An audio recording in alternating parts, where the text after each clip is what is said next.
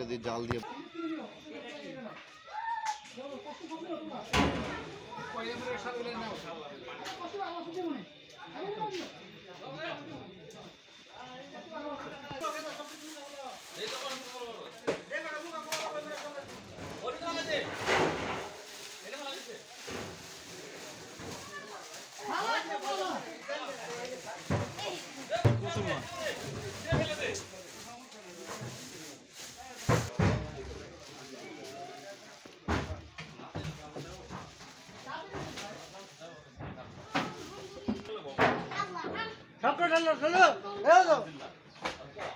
ছিল কি পেলেন, কি ব্যবস্থা নেবেন?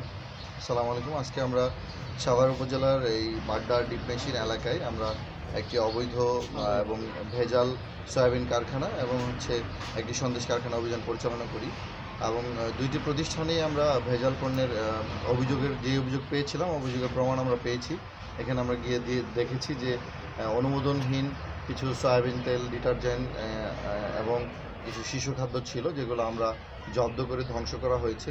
এবং যে সন্দেশ ফ্যাক্টরি ছিল, ওই সন্দেশ ফ্যাক্টরিতে আমরা দেখছি অস্বাস্থ্যকর পরিবেশে এই ভেজাল সন্দেশ তৈরি হচ্ছে, যার প্রেক্ষিতে আমরা এখানে যে এভিডেন্স ছিল, যে এভিডেন্সগুলোকে আমরা জব্দ করে এগুলোকে জনসম্মুখে ধ্বংস করা হয়েছে এবং সংশ্লিষ্ট প্রতিষ্ঠান দুটিকে সিলগালা করার নির্দেশ দেওয়া হয়েছে।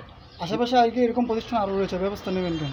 আমরা জনস্বার্থে অভিযান অব্যাহত থাকবে। এই ধরনের ভেজাল পণ্যের বিরুদ্ধে আমাদের যে সরকারি অভিযান, এগুলো ক্রমাগত অব্যাহত থাকবে। কারখানার সংশ্লিষ্ট মালিক বা ম্যানেজার কাউকে পেয়েছিলেন কিনা? এখানে আমরা যখন অভিযান পরিচালনা করতে আসি, এখানে আমরা সংশ্লিষ্ট মালিক বা ম্যানেজার কাউকে এখানে আমরা পাইনি কাউকে। এখানে কোনো জরিমানার ব্যবস্থা? আপনারা কারখানাতে অভিযান চালানোর পরপরই আবার কারখানা চালু হয়ে যায়, এরকম হলে কি কঠোর ব্যবস্থা নেবেন আপনার আইনে? এরকম হলে আমরা আরও কঠোর ব্যবস্থা নেব। আমরা যদি তাদেরকে পাই, তাহলে আমরা তাদেরকে কারাদণ্ড, একটু লম্বা সময়ের কারাদণ্ড দিয়ে তাদের বিরুদ্ধে কঠোর ব্যবস্থা নেওয়া হবে। এই অভিযানে কোনো জরিমানা হয়েছে? এর মধ্যে কিন্তু এই কারখানা আপনারা যখন চলে গেছেন, তখনই কিন্তু কিছু লোকজন কারখানার ভিতরে আসছে, আবার আপনার সম্মুখে বের হয়ে গেল। এরা কিন্তু এইরকমই এই ধরনের অভিযোগ থাকলে সেক্ষেত্রে আমরা তদন্ত করে দেখব, খতিয়ে দেখব। যদি অভিযোগ প্রমাণিত হয়, সংশ্লিষ্ট ব্যক্তির বিরুদ্ধে আমরা নিয়মিত মামলা চলে যাব। ওকে, ঠিক আছে, ধন্যবাদ।